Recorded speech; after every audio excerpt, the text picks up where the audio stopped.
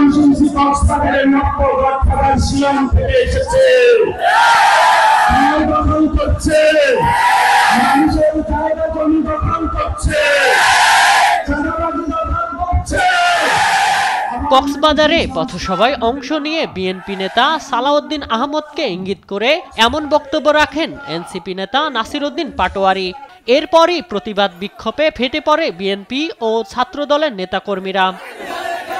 এরই জেরে কক্সবাজার থেকে বান্দরবান যাওয়ার পথে চকরিয়ায় এনসিপি নেতাদের গাড়িবহরে হামলার ঘটনা ঘটে। ভাঙচুর করা হয় চকরিয়া বাইপাস এলাকার পথসভার মঞ্চ। কক্সবাজার শহর ও চকরিয়ায় বিক্ষোভ মিছিল করে ছাত্রদল। কুরুচিপূর্ণ বক্তব্যের মাধ্যমে এনসিপি নেতারা পরিস্থিতি অস্থিতিশীল করতে চায় বলে অভিযোগ তাদের।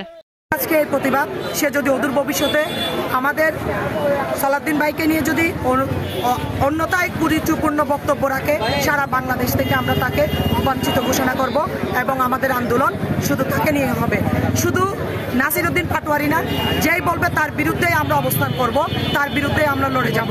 কারণ সালাউদ্দিন ভাই 62 দিন গুম হওয়ার পরে 62 দিন পরে আমরা শিলংয়ে ওনার খবর পেয়েছিলাম। সেই থেকে কক্সবাজারের সারা বাংলাদেশের মানুষ ওনার জন্য তাহাজ্জুদের নামাজ পড়ে দোয়া করেছেন।